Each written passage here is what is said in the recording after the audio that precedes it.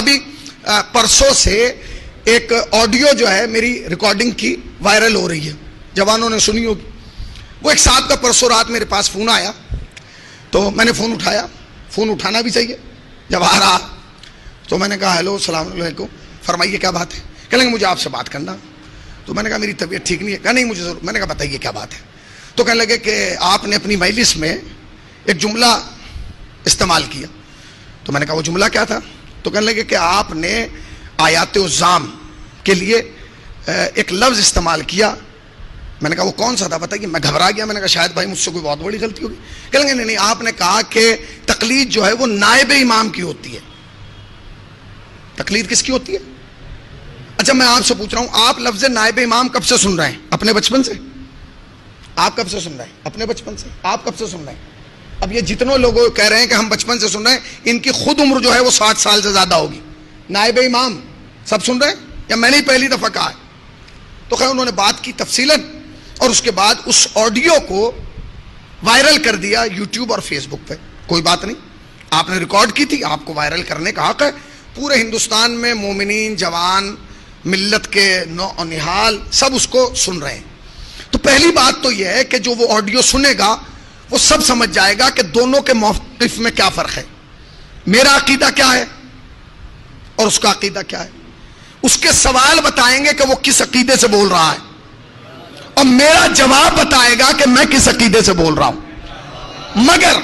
مگر مولوی صاحب, اس کال کے بعد میں بڑا خوش ہوا. مجھے دو چیزوں کی بڑی خوشی ہوئی. پہلی خوشی تو مجھے اس بات کی ہوئی کہ الحمدللہ میرا دشمن وہی ہے جو سید علی سیستانی اور سید علی خامنائی کا دشمن ہے. یعنی جو مرجیت کا دشمن ہے وہی میرا دشمن ہے. کیوں وہ میرا دشمن؟ میری اس سے کوئی ذاتی جھگڑا ہے؟ نہیں.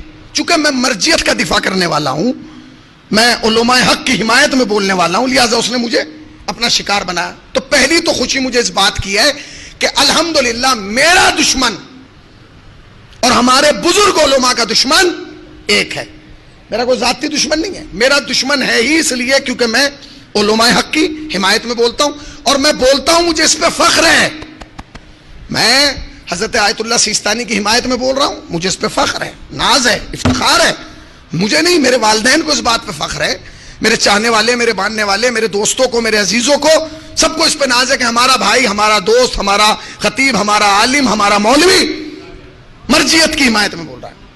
مگر دوسری بات کی بھی خوشی ہے مولانا, مجھے اس فون کے سننے کے بعد مجھے اس بات کی خوشی ہوئی کہ اس ہندوستان میں ایسے بھی جوان پیدا ہو گئے جو ہندوستان میں بیٹھ کے, جن کی عمر ابھی 20-22 سال ہے, جنہوں نے حوضے کا منہ نہیں دیکھا, وہ بیٹھ کے فقہا پر انگلی اٹھا رہے ہیں.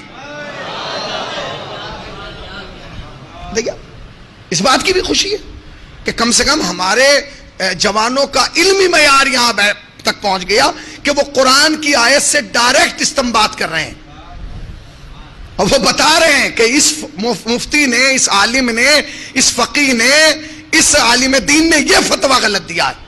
تو میری ان سے گزارش ہے کہ آپ اتنے بڑے عالم ہیں تو یہاں کیا کر رہے ہیں؟ آپ نجف جائیے, قم جائیے, اس لیے کہ یہاں تو فتویٰ بعد میں آتا ہے. آپ وہیں بیٹھیے تاکہ جیسے ہی کوئی غلط فتویٰ دے وہیں کہ وہیں آپ اصلاح کر دیں. وہیں رہیے آپ, بتائیے آپ بھائی, وہیں رہیے آپ اور وہیں بیٹھ کے اصلاح کیجئے. آپ کو اصلاح کا بہت وہ ہے نا. آپ فقیہ پہ انگلی اٹھا رہے ہیں, وہ انسان جس نے 70-80 سال اپنی زندگی کے حوضے میں گزار دی. میں تو ایک طالب علم ہوں, میری کوئی حیثیت نہیں ہے, مکتب حسینی کا سب سے چھوٹا طالب علم میں ہوں. اگر آپ مجھ پر انگلی اٹھا رہے ہیں میری کوئی حیثیت نہیں ہے, مگر جس کی طرف آپ, جس کے فتوے پر آپ انگلی اٹھا رہے ہیں وہ کون ہے؟ آپ نے صراحتاً قرآن کی ایک آیت سے ایک فقیہ کو فاسق ثابت کیا. شرم کی بات ہے. مگر میں تو ایک چاہتا ہوں کہ اب ہندوستان کی عوام ایران اور عراق رجوع نہ کرے, اسی جوان کی طرف رجوع کریں کہ حضور ہمیں یہ بتائیے کہ نماز کیسے پڑھیں, ٹرین میں جا رہے ہیں تو کیا حکم ہے, سفر میں ہے تو کیا حکم ہے, بھول جائیں تو کیا حکم ہے. اس لیے کہ ہمارے پاس ایک اتنا بڑا عالم, اور وہ بھی جوان, ابھی تو داڑھی صحیح سے نہیں آئی. مگر اس قوم کا ایک مزاج ہے, اس قوم کا بھی ایک مزاج ہے. وہ مزاج کیا ہے جانتے ہیں؟ ایک صاحب کو بخار ہو گیا, ایک صاحب کو قبلہ بخار ہو گیا, بخار ہو گیا تو محلے میں ڈاکٹر کے ہاں چلے گئے. اتفاق کے وقت ڈاکٹر اچھے تھے مگر کلینک پہ اس وقت موجود نہیں تھے. سنتے رہیے گا, کلینک پہ اس وقت موجود نہیں تھے. ان کا بیٹا وہاں موجود تھا, وہ نہیں تھے, ان کا بیٹا وہاں موجود تھا. تو انہوں نے کہا کہ بیٹا پاپا کب آئیں گے؟ تو انہوں نے کہا پاپا تو شام میں آئیں گے.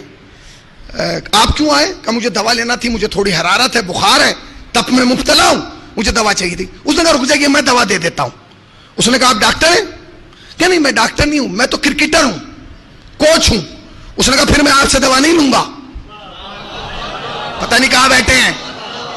کہ کیوں؟ کہ میں بخار کی دوا اسی سے لوں گا جو بیماری کو جانتا ہو, پہچانتا ہو. تو میں جملہ کہوں, جب یہ قوم کرکٹر سے دوا نہیں لے رہی ہے, دین کیا لے گی؟ شریعت کیا لے گی؟ اصول کیا لے گی؟ احکام کیا لے گی؟ کہاں ہیں آپ؟ آپ کس ویڈیو کو وائرل, آپ کسی کو نائب امام نہیں مانتے, نہ مانیے, کوئی زبردستی ہے, مگر جو مانتے ہیں انہیں تو ماننے دیجئے. اب وہ لوگ اس کو شیئر کر رہے ہیں, کمنٹس کر رہے ہیں, یاد رکھیے گا وہ جب شیئر کرتے ہیں نا بتا دیتے ہیں ہمارا بھی عقیدہ یہی ہے. اچھا میں آپ سے پوچھ رہا ہوں, جن صاحب نے مجھے فون کیا تھا, میں ان سے اس ویڈیو کے ذریعے اور اتنے بڑے مجمع کے سامنے, یہ بنارس میں سجی ہوئی مسجد موجود ہے, میں ان سے سوال کرنا چاہتا ہوں کہ مجھے آپ دو چیزوں کے سوال کے جواب دے دیجیے. یہ بتائیے جب آپ کا نکاح پڑھا گیا تو جس عالم نے نکاح پڑھا تھا وہ آپ کے عقیدے کا تھا یا ہمارے عقیدے کا تھا؟ پتہ نہیں کہاں بیٹھے ہیں بھائی. وہ جس عالم نے آپ کا عقد پڑھا وہ ہمارے عقیدے کا تھا یا آپ کے عقیدے کا تھا؟ وہ تقلید کرتا تھا یا تقلید کے خلاف تھا؟ اگر تقلید کرتا تھا تو آپ نے نکاح کیوں پڑھوایا؟ پھر تو آپ کے نظریے سے وہ عالم بھی غلط, اس کا نظریہ بھی غلط, پھر نکاح بھی غلط. اچھا نکاح غلط, کہاں بیٹھے ہیں بھائی؟ اگر نکاح غلط ہے تو پھر جو آنے والی اولاد, تو یہ کہ جس آدمی نے آپ کا عقد پڑھا وہ آپ کے عقیدے والا تھا یا نہیں؟ پہلا سوال. دوسرا سوال یہ کہ جس عالم نے آپ کے دادا کی نماز جنازہ پڑھائی وہ آپ کے عقیدے کا تھا یا ہمارے عقیدے کا تھا؟ اگر وہ فقیہ کو مانتا تھا تو ہمارے عقیدے کا ہے, نہیں مانتا تھا تو آپ کے عقیدے کا. تو اگر آپ کو اب اندازہ ہوا کہ پڑھانے والا جس نے دادا کی نماز جنازہ پڑھائی تھی وہ ہمارے عقیدے کا نہیں تھا, وہ تو مجتہدین کو مانتا تھا, تو پھر جائیے دادا کی قبر پہ اور رو رو کے معافی مانگیے کہ دادا کیا کروں, جب آپ انتقال فرمائے اس دنیا سے گئے, کیونکہ آپ تو بہت اچھے تھے, اب میں آپ کی نسل میں برا آ گیا تو کیا کروں. بھائی ہم ایسا تو نہیں ہے کہ اگر بیٹا برا ہو تو باپ کو بھی برا کہنے لگے, نا نا نا نا, ہمیں شریعت نے اجازت ہی نہیں دی.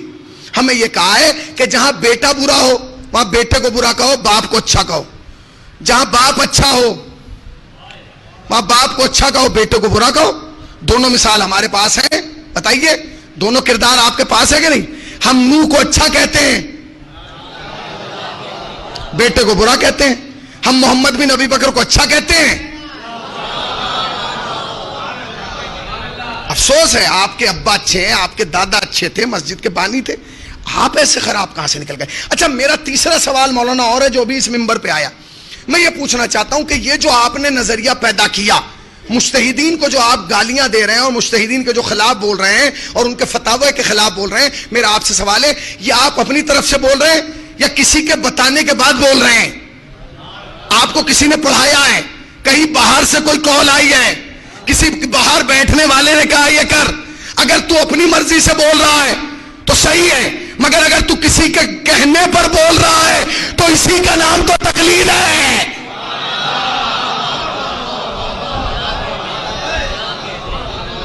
کسی کے بتانے پر عمل کرنے ہی کو تو تقلید کہتے ہیں. بس فرق اتنا ہے کہ تو جاہل کی تقلید کر رہا ہے, ہم عالم کی تقلید کر رہے ہیں.